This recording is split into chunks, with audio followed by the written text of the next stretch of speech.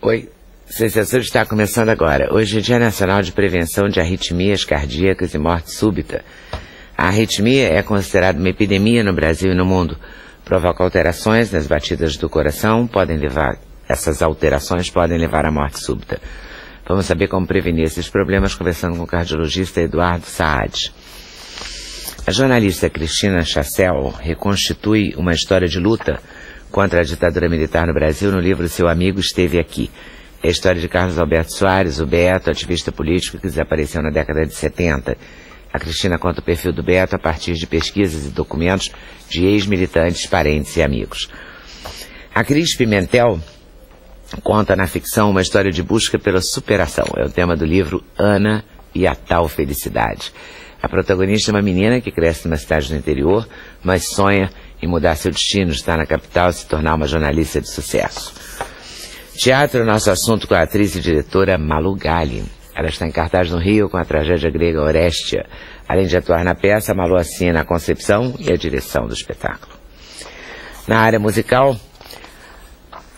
a presença da cantora Gerlane Lopes, lançando seu primeiro DVD, Da Branca. O DVD foi gravado no Teatro Guararapes, em Recife, e celebra os 15 anos de carreira da Gerlane, com participações de Elba Ramalho, e um repertório que, além de canções autorais, traz regravações de clássicos do samba. Para a realização desse programa, contamos com a participação de vocês, nossos debatedores fixos, por telefone, por fax, por e-mail ou pelo Twitter. Eu vou começar falando da tal da arritmia. Dá um medo, né? Só de ler o que é, já dá um pânico, não é? É, mas tem... Mas dá um sinalzinho antes, não? Então, Oleda, boa tarde. A arritmia é um assunto que gera muitos mitos e muitas controvérsias, né? E realmente vai de A a Z. Existem arritmias extremamente benignas, banais, e arritmias que são perigosas e podem causar risco de vida, né? Então, acho que o nosso papel é educar as pessoas para poder tentar diferenciar em que situação você se encaixa, né? Às vezes a gente vê muitas pessoas com problemas muito simples e que às vezes são restritas, acabam tomando medicamentos que não são necessários ou se restringindo de atividades que gostam de fazer. E o contrário, o que é mais grave talvez, pessoas que têm um problema mais grave, com um risco maior e muitas vezes não são diagnosticadas ou não tomam uma atitude correta. Então acho que nesse caso é importante a gente esmiuçar bem isso para poder diferenciar.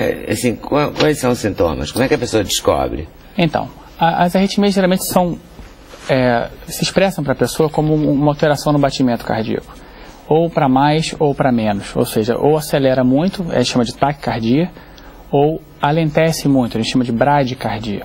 Isso são termos genéricos, né? Então existem vários tipos de arritmias que causam aceleração e vários tipos de problemas que causam alentecimento do coração. É importante também falar que tem muita gente que não tem sintoma nenhum. Né? Ou seja, às vezes você vai no médico, vai fazer um exame, você vai fazer uma cirurgia de uma hérnia, você vai fazer um risco cirúrgico, vai no médico, faz um eletrocardiograma e fala, você está com arritmia. Ou o médico vê a sua pulsação e fala, olha, você está com arritmia. Isso é muito comum também. Então, como eu te falei, também vai de A a Z. Tem pessoas que têm sintomas mais frouxos, por exemplo, um cansaço maior aos esforços, uma falta de ar, tonteira, desmaio é um sinal muito importante. Quem tem um desmaio tem que fazer uma avaliação específica, porque uma das causas de desmaio é uma arritmia cardíaca mais importante. Mas, de uma maneira geral, os sintomas principais são alteração no ritmo do batimento, né? Alguma irregularidade, ou para mais ou para menos, é o geral que a gente pode falar. Mas causa morte súbita? Em determinadas circunstâncias. Por exemplo, a maioria dos casos que a gente escuta falar hoje, fulano infartou, um infarto fulminante e morreu de repente.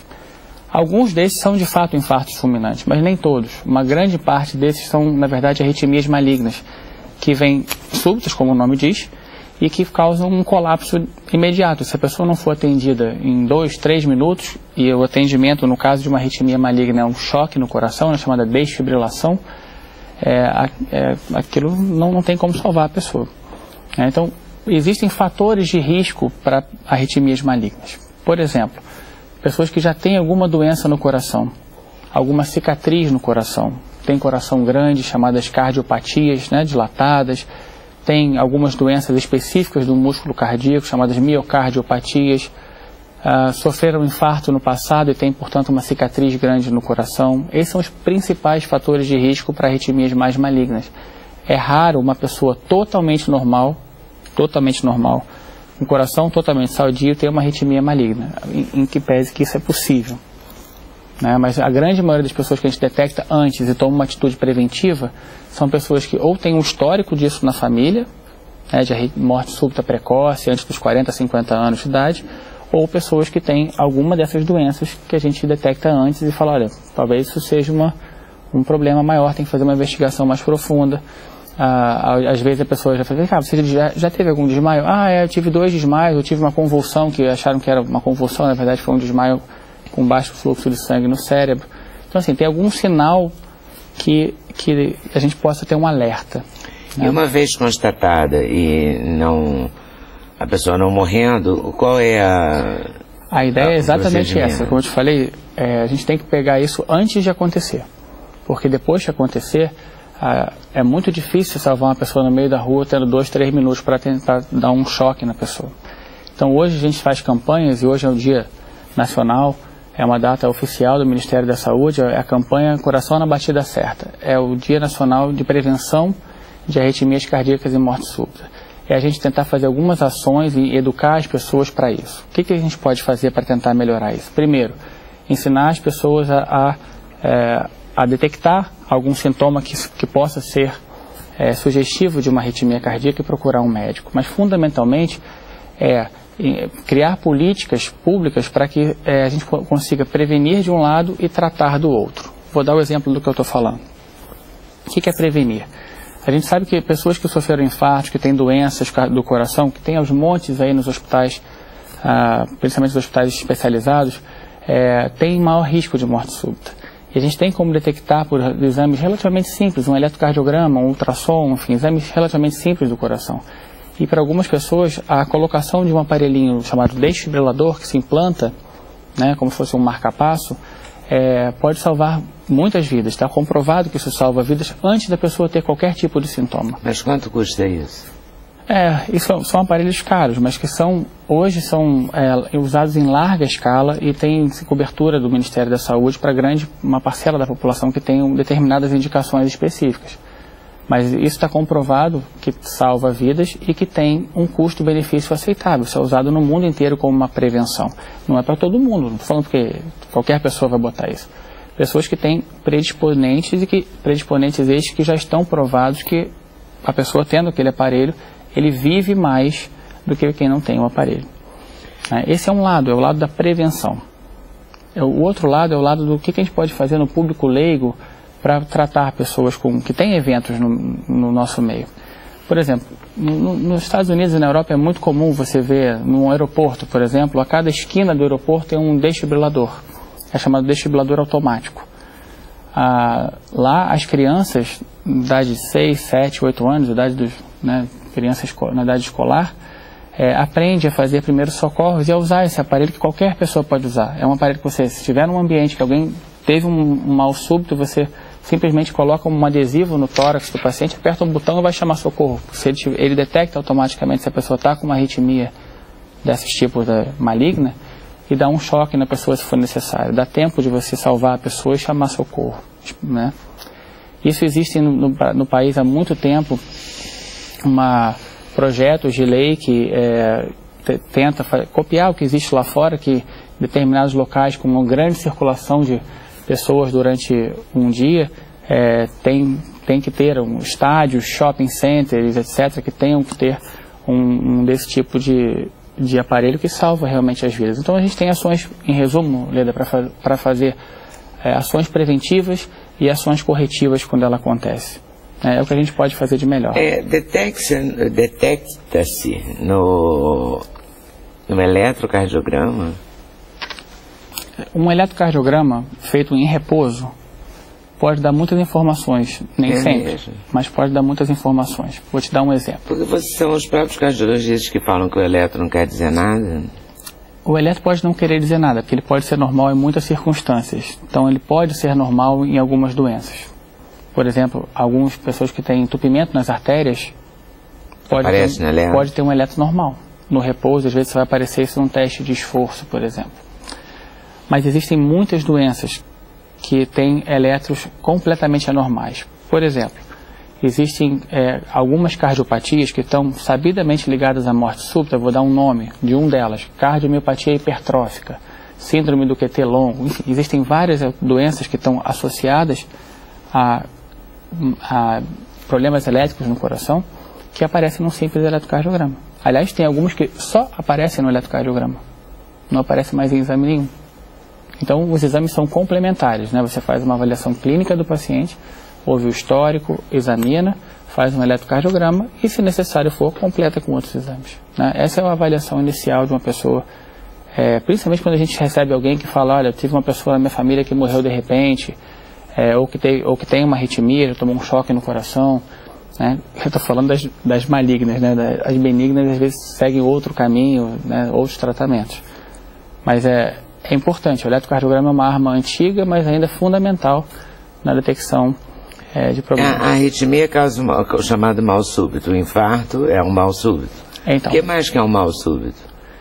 Mal súbito, por exemplo, é qualquer coisa que aconteça sem causar sintomas premonitórios, né?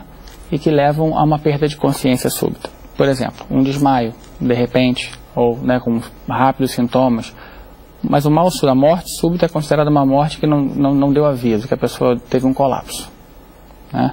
Existem várias definições, algumas falam em menos de 24 horas do início de algum tipo de sintoma, mas geralmente a morte súbita mesmo é aquela que a pessoa apaga, tem um apagão e não acorda, né? E que popularmente é falar: não, infartou. Mas infartou mesmo? Você sabe se ele infartou? Fez algum exame pós-morte, alguma coisa? Não. Infartou é o termo popular, né? Algumas dessas são de fato infartos. Alguns infartos cursam, a primeira apresentação do infarto é um colapso da parte elétrica e a pessoa morre mesmo. Mas algumas outras causas são, como eu te falei, causas elétricas e que tem uma prevenção específica, né? Se correr os pega, se ficar os come, né?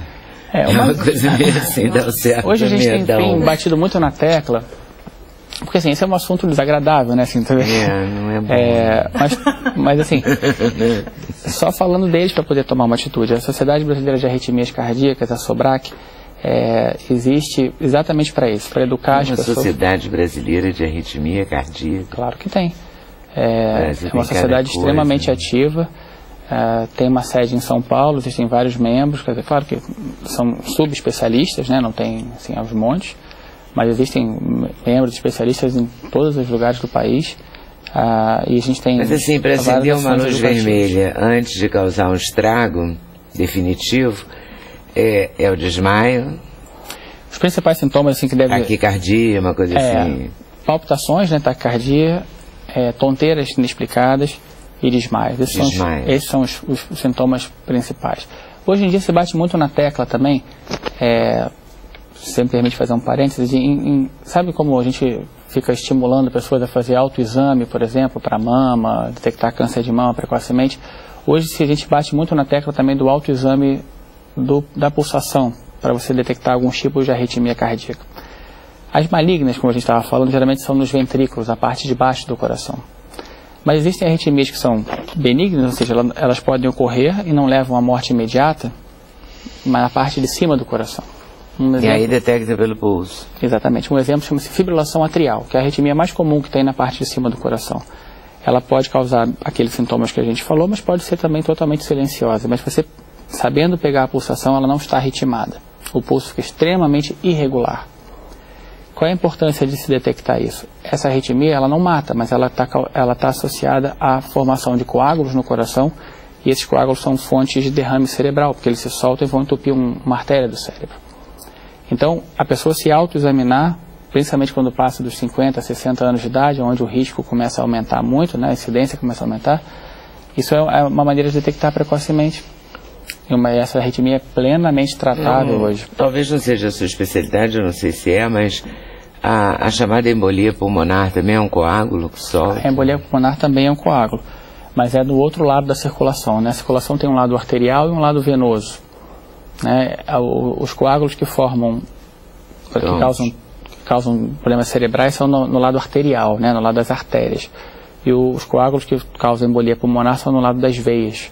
Mas é um trombo. É um trombo, igualzinho. E mata também rapidamente. Tanto que pessoas que têm uma comunicação entre um lado e o outro pode formar um trombo de um lado e passar para o outro. Né? São situações específicas.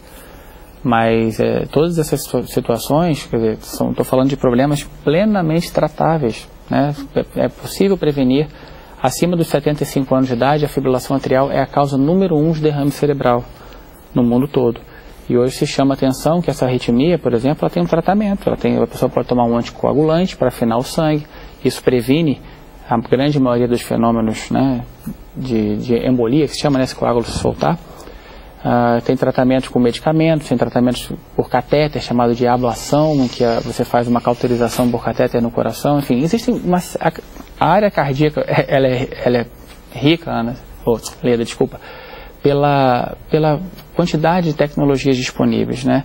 A gente vê em outras áreas da medicina, ainda tem uns tratamentos um pouco mais restritos, mas na área de cardiologia em particular, existem diversas tecnologias disponíveis e tem muito recurso para poder utilizar.